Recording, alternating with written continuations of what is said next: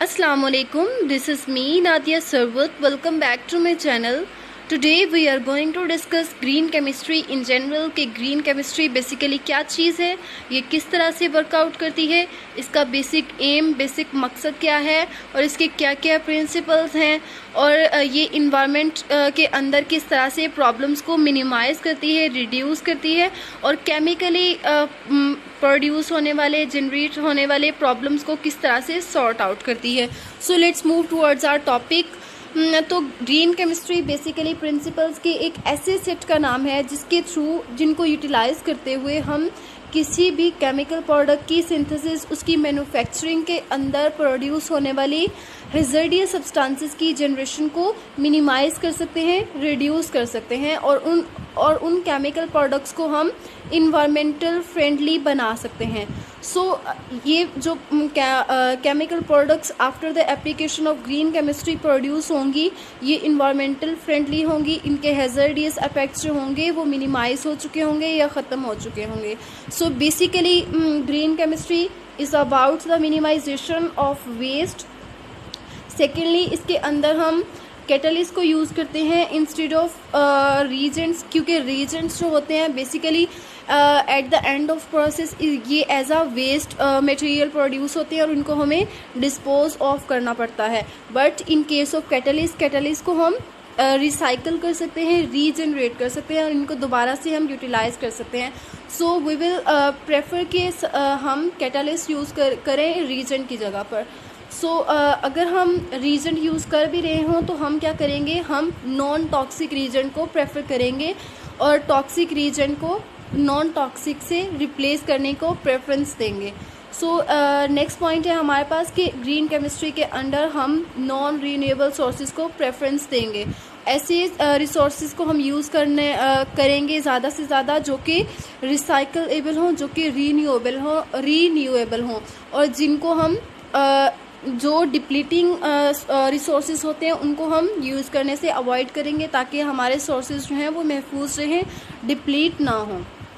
इसके अलावा हम एटम एफिशिएंसी या एटम इकोनॉमी को इम्प्रूव कर देंगे और लास्ट पॉइंट है हमारा कि हम ऐसे सॉल्वेंट सिस्टम को यूज़ करेंगे जो कि रिसाइकलेबल हों और इन्वायरमेंटल फ्रेंडली हों, इन्वायरमेंटली बिनाइन हों।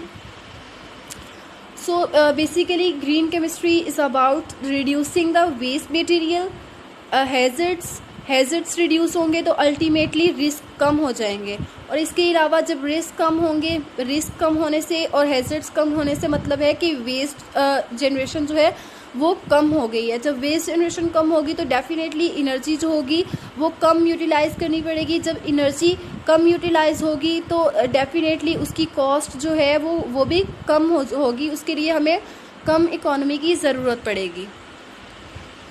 नेक्स्ट हमारे पास पॉइंट है कि ग्रीन केमिस्ट्री सस्टेनेबिलिटी को मेंटेन करने में हेल्प आउट करती है। किस तरह से ये ग्रीन केमिस्ट्री सस्टेनेबिलिटी को मेंटेन करेगी, ये हेल्प आउट इस तरह से करेगी कि इसके थ्रू हम ऐसे एफिशिएंट प्रोसेसेस को डिज़ाइन करेंगे जो कि वेस्ट मटेरियल की प्रोडक्शन को मिनिमाइज़ कर देंगे या बिल्कुल रिड्यूस कर देंगे, जिससे क्या होगा कि हमारे पास 100% हमारी डिज़ायरेबल प्रोडक्ट आएगी और सस्टेनेबिलिटी जो है वो मेंटेन हो जाएगी क्योंकि कोई भी हैज़ार्डियस सब्सटेंस जो है वो प्रोड्यूस नहीं हो रही। सो जब हैज़ार्डियस सब्सटेंस प्रोड्यूस ही नहीं हो रही तो वो इन्वायरमेंट के लिए कोई भी ख़तरे का बाइस नहीं बनेगी, कोई भी हार्म नहीं पहुंचाएगी। सो जो सस्टेनेबिलिटी है इस तरह से ग्रीन केमिस्ट्री के थ्रू मेंटेन रहेगी।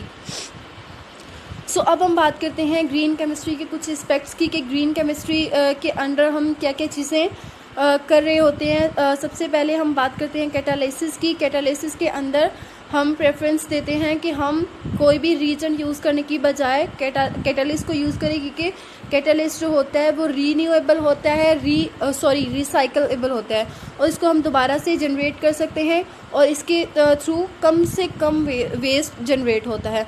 इसके अलावा सॉल्वेंट रिप्लेसमेंट, हम सॉल्वेंट को रिप्लेस कर सकते हैं। कोई टॉक्सिक सॉल्वेंट हो तो हम उसको नॉन टॉक्सिक से या लेस हैज़ार्डियस सॉल्वेंट से रिप्लेस कर सकते हैं। इसके अलावा रीन्यूएबल सोर्सेज की यूटिलाइजेशन को मैक्सिमम करते हैं, वो इसलिए क्योंकि रीन्यूएबल सोर्सेज जो होते हैं वो एक तो लेस हैज़र्ड्स जो है कम प्रोड्यूस करते हैं। इसके अलावा वो उनके डिप्लीट होने के चांसेस बहुत ज़्यादा कम होते हैं। इसके अलावा वेस्ट मिनिमाइजेशन, हमने वेस्ट मिनिमाइजेशन इसलिए करना है ताकि हमारी एक तो हमारी एनर्जी भी सेव रहे, दूसरा हम ये कॉस्टली ना हो, और तीसरा हमारा जो हमारी प्रोडक्ट्स जो है वो मैक्सिमम प्रोड्यूस हो सके, और वो ह्यूमंस की जो भी नीड्स हैं उनको मीट कर सकें। इसके अलावा प्रोसेस इंटेंसिफिकेशन नेक्स्ट पॉइंट है हमारा, एनर्जी एफिशिएंसी, सेपरेशन प्रोसेस और सेफर रिएक्शन और रीजंस, ये तमाम अब हम बात करने जा रहे हैं ग्रीन केमिस्ट्री की हिस्ट्री के बारे में कि किस तरह से ग्रीन केमिस्ट्री एवेलुएट हुई। तो सबसे पहले 1990s के अंदर हमारी केमिकल एक्टिविटीज़ के थ्रू जो केमिकल पोल्यूशन जनरेट हुआ था, उस केमिकल पोल्यूशन ने हमारे इन्वायरमेंट और ह्यूमंस को इफ़ेक्ट करना स्टार्ट किया, उनके ऊपर उसके हैज़र्डियस अफेक्ट हुए और रिसोर्सेज जो थे उनकी डिप्लीशन स्टार्ट हो गई।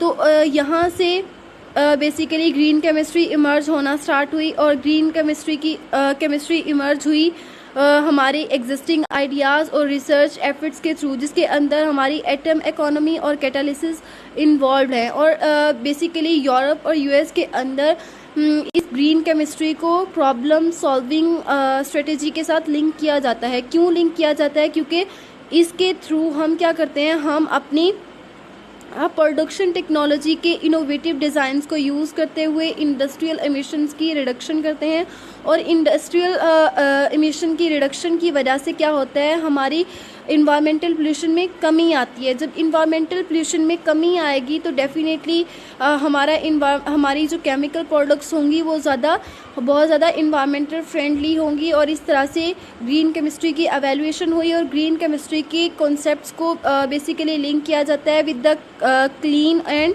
Sustainable chemistry. यहाँ पर हम टर्म यूज़ करें एक सस्टेनेबल केमिस्ट्री की, तो सस्टेनेबल केमिस्ट्री बेसिकली क्या चीज़ है? तो सस्टेनेबल केमिस्ट्री ऐसा साइंटिफिक कॉन्सेप्ट है जिसके थ्रू हम अपने नेचुरल रिसोर्सेज को यूज़ करते हुए केमिकल प्रोडक्ट और उसकी सर्विसेज के हैज़र्डियस इफेक्ट्स को मिनिमाइज़ कर देते हैं और उसकी एफिशिएंसी को इम्प्रूव कर देते हैं, ताकि उसके थ्रू उस केमिकल प्रोडक्ट की प्रोडक्शन के ज़रिए जो अमाउंट बन रही है, सिंथेसाइज हो रही है, वो हमारी ह्यूमन नीड्स को मीट कर सके, कंप्लीट कर सके।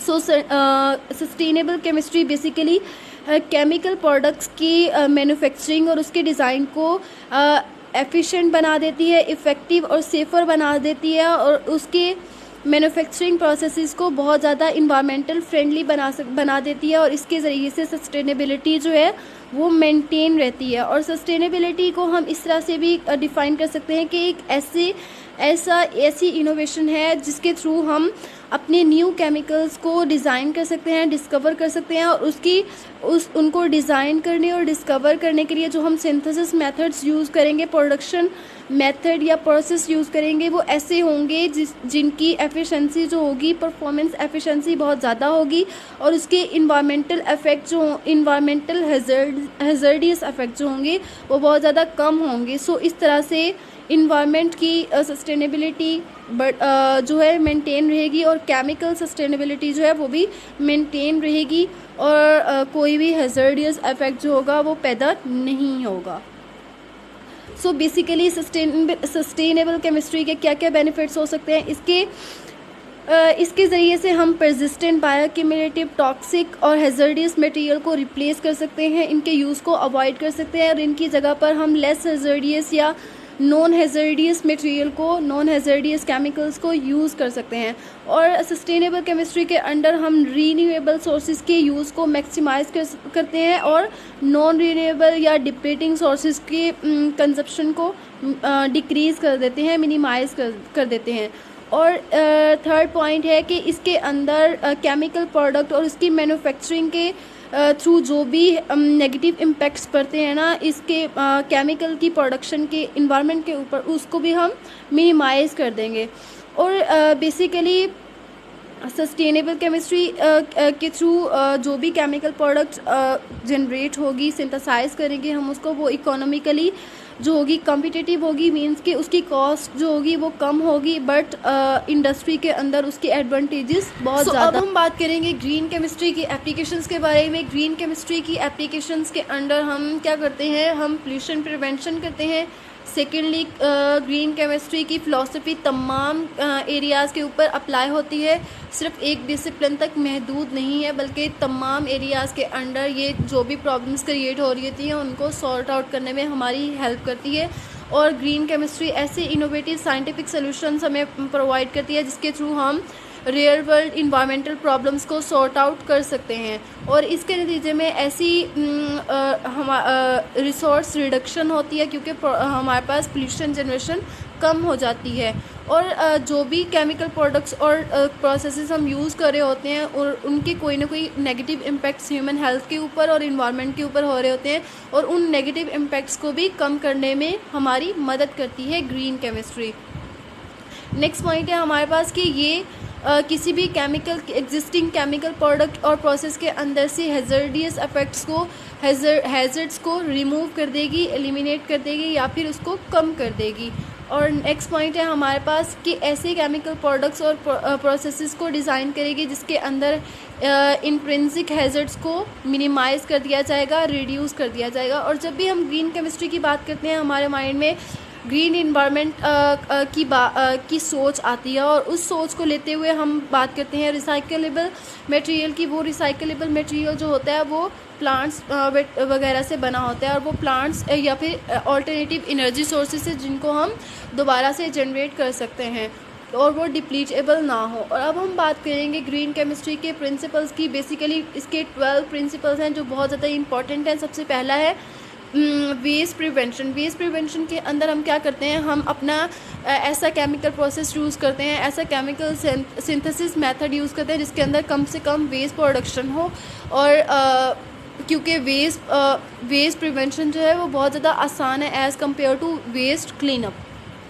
सेकेंड प्रिंसिपल है maximize the atom economy. Atom economy का मतलब ये है कि हम अपनी डिज़ायरेबल प्रोडक्ट की प्रोडक्शन को मैक्सिमाइज़ कर दें, 100% कर दें, और जो भी अनडिज़ायरेबल प्रोडक्ट्स हैं उसकी प्रोडक्शन को मिनिमाइज़ कर दें, ठीक है। और थर्ड पॉइंट है हमारे पास लेस हैज़र्डियस केमिकल सिंथेसिस। ऐसे synthesis method, chemical synthesis method हम यूज़ करेंगे जिनके हैज़र्डियस इफेक्ट मिनिमम हो।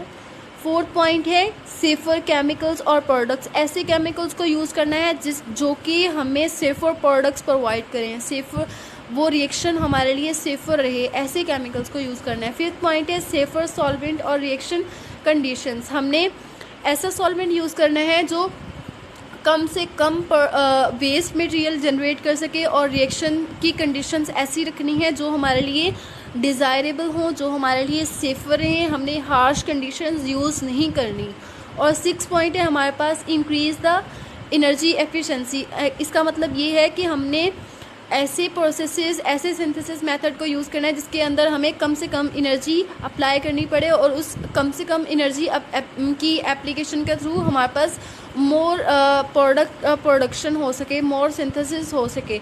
और सेवन्थ पॉइंट है हमारे पास use of renewable feed stocks. ऐसे फीड स्टॉक्स को यूज़ करना है जो कि रीन्यूएबल हो, जिनको हम रिसाइकल कर सकें।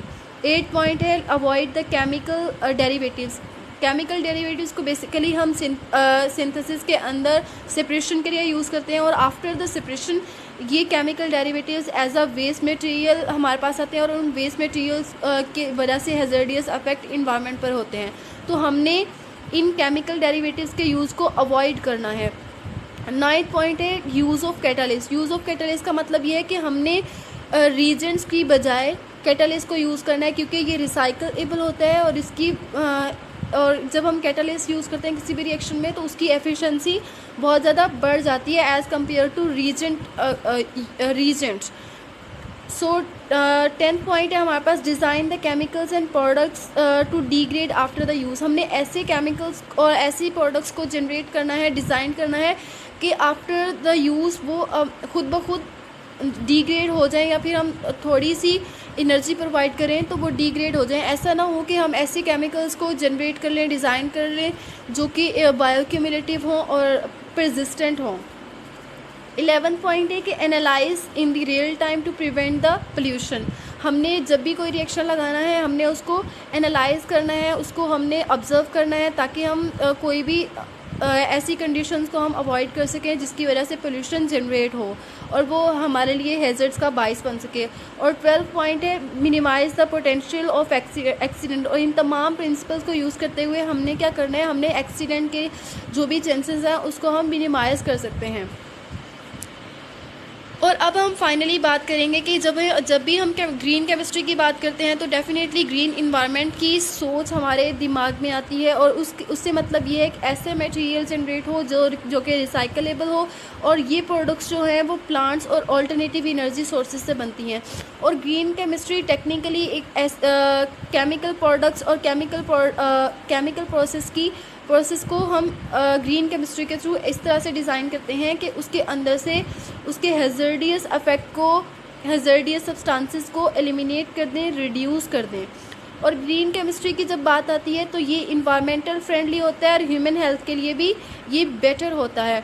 और ग्रीन केमिस्ट्री बेसिकली केमिस्ट्री की एक ऐसी टाइप है जिसके अंडर हमें मिनिमम कॉस्ट रिक्वायर्ड होती है और ये ज़्यादा से ज़्यादा हमारे लिए बेनिफिशियल होता है। सो जब ज़्यादा से ज़्यादा बेनिफिशियल होगा तो डेफ़िनेटली वेस्ट प्रोडक्शन जो होगी उसको हम ज़्यादा अच्छे तरीके से मैनेज कर सकेंगे, रिड्यूस कर सकेंगे।